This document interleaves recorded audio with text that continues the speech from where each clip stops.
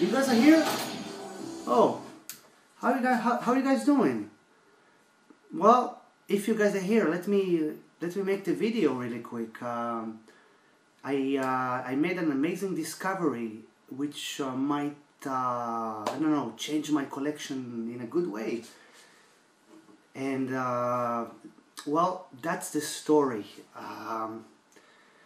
Yesterday, you know, I woke up. I was really depressed because I was sick, and my kid was sick, and it's just this type of shitty morning. You wake up and you know you feel like shit, you know.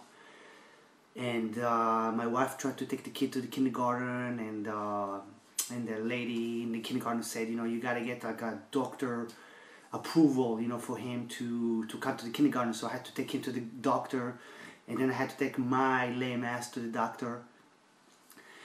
And while I was waiting for my doctor's appointment, I was surfing, you know, the net a little bit, trying, you know, I had like an idea, you know, for a long time now. I knew that Israel used to have like a big arcade scene back in the 80s and 90s. We used to have like many arcade parlors, you know, and I was always wondering what happened to all these machines, and where did it end up, because now there's only very few lame arcade centers, and you can only find some, you know, lame game, you know, prize games, and maybe a couple of like games with like shitty LCD screens, you know.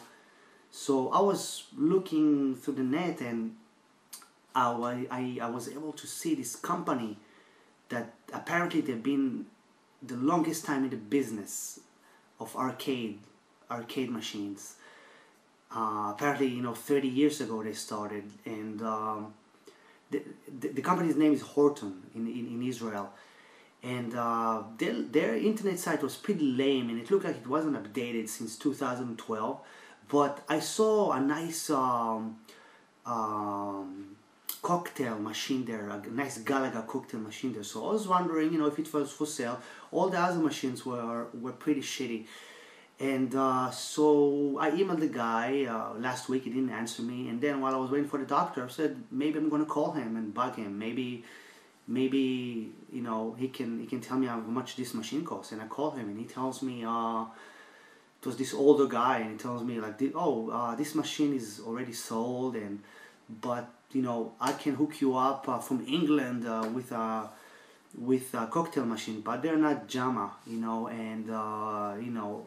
And ask him, okay, so, no, he told me like, but actually I have a warehouse, and I have a couple of arcade machines from Japan. I mean, I told him I'm a arcade enthusiast, and I have like a machine I brought from Japan, and he was like, oh yeah, I have a couple of machines I brought 20 years ago. And I was like, what, 20 years ago? And he was like, yeah, they're Japanese machines from metal. And I was like, what? Japanese machines from 20 years ago made out of metal? That sounds pretty interesting. Could I come to your warehouse? And he was like, yeah, but I'm only going to be here in the next 45 minutes and I'm going to leave.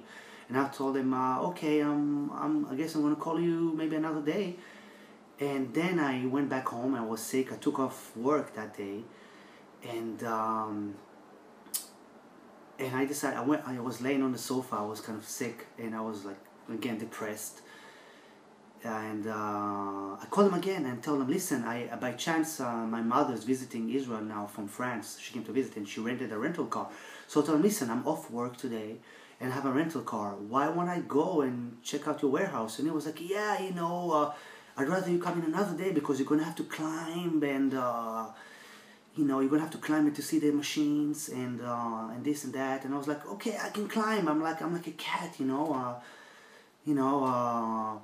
and you know, I asked him like a couple more questions about the machine, you know, how are they built? And he was like, yeah, you know, the screen is kind of slanted, and I asked him, is it tate or yoko? And he's like, yeah, it's kind of a machine that you can rotate. I was like, 20 years old machine that you can rotate. Sounds pretty interesting. Where the fuck are you located? So I drove, you know, he tried to give me direction, but I got lost, and I went to this town, and apparently there was like 2 streets with the same fucking name. So I got to the wrong street, and he directed me to the right street, and I drove behind his car. He told me he had like a big black pickup truck, so I was just driving behind him. I didn't even talk to him, you know. So we were driving one behind the other, and then we turned left into this like between fields, and it was like this dusty roads between the fields, and it was like already like nighttime, you know. It was 5:30 in the evening, and so I turned on my iPhone. I had a good feeling about that warehouse, about this company, you know. So you're gonna see the video. I just took a little video of where we're driving to get there before I knew anything. So I get out of the car, and this older guy gets out of the car, and he brought his son with him, you know, kind of like my age, and they were very nice. They said, "Hello, how are you? I have a warehouse full of junk. Do you want to see it?" And I was like, "Sure, let's see it." And he opened the warehouse, and I got shocked. I mean, I think you know, it's like, you know, taking like a virgin young girl, you know. I was like the first game otaku that got into that warehouse. Now, apparently this guy was the biggest arcade importer to Israel. And what I saw there was pretty fucking amazing. I mean, he had machines like of all type, like strictly Japanese machines. Like most of them were like, you know, kids machines. He had it, but they were so cool. Many like original Japanese machines, and I was just like shocked looking at it. And like he started turning them on one by one. Now the footage I shot is pretty bad, so you get kind of like a little taste of it, because I was so excited, and it was so badly, the lighting was so bad. He was just like walking around with the light in his hand. It was like a fucking Indiana Jones movie. So everywhere he turned the light, I was like shocked, you know. So on the right side there was like an arcade repair workshop that like gazillions of like spare parts, like anything you can imagine there. And there were 2 Capcom arcade machines that they didn't even tell me about. One of them is the ultra rare kids Capcom console arcade machine that you're gonna see, and another small Capcom arcade machine. And then like we wiggled around, you know, and I was climbing, and he showed me like 2 dusty arcade machines. So one is a Konami, and another one was like a Sega. It was either Blast City or Astro City, you know. And he told me, "Oh yeah, they work. I mean, I am pretty sure they work, you know." But it was just so hard to climb. And he told me he had like stacks of PCBs, and I just found out on the floor like a Cadillac and dinosaurs. Now, even though it was like a bootleg, he just, "Oh yeah, just take it, you know. It's like, you know, I had a hard time walking. Just take this arcade board and Cadillac and dinosaurs." Now, even though this one, I connected it, and I had to clean it thoroughly. I only get the sound working, but no image yet. But, you know, it was just so cool of him just giving me this arcade board, you know. I'm going to keep working on it, trying to fix it. But he told me, yeah, on the back there, I couldn't even get there. He's like, "Yeah, on that side where you cannot reach yet, I have like dozens and dozens and dozens of PCBs that I keep throwing them out, or I sell them by the weight because I don't know what to do with them." So I told him, like, man, you know, I started like taking, like, he had a couple of PCBs on the floor. I kept checking them, you know, trying to see what they are, because they didn't have any insignia on them. And I was like, man, you know, I'm going to come another day and start sorting out your PCBs, see what you can sell on eBay and what's working and what I'm going to pick up. I don't know yet what treasures he has there. I mean, that's like an arcade gamer dream to find. I de-virginized the place, I mean, you know. And he told me, like, yeah, I mean, no, I'm surprised you're interested in it. Nobody cares about it anymore. I mean, the arcade business is almost dead. He's still in gaming business, but he brings like modern machines or some some flat screen shitty arcade machines, you know, to hotels and stuff. But he had like a 2-story warehouse full of like CRTs, screens of arcade machines. He had like, I just can't imagine what stuff he has there, you know. Like I just saw, you know, the I just scratched the surface of that. I almost hugged him and kissed that guy, you know. I was like, that's amazing, you know. So I told him like, yeah man, you know, like let's see if these two Capcom machine work and if that Astro City works, because I'm buying them, you know. And I know it's not a really you know, a good business thing. So tell them like, yeah, this, but I told him like straight up, that Capcom little arcade machine is ultra rare.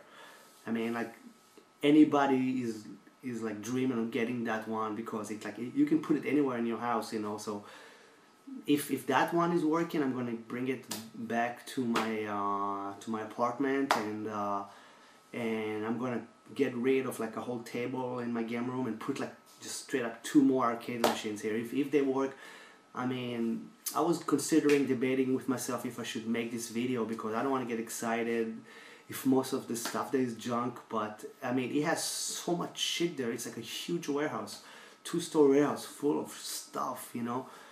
So I mean, I hope you're gonna enjoy the footage that I shot there. It's epic discovery for me. I mean, Israel used to be an arcade empire back then. All the punks and, you know, teenagers and skaters used to go to. We had so many arcade centers in Tel Aviv, and you just I had like a little skateboard crew, and we just used to roll to the arcade, you know, parlor, and put some coins and play some video games.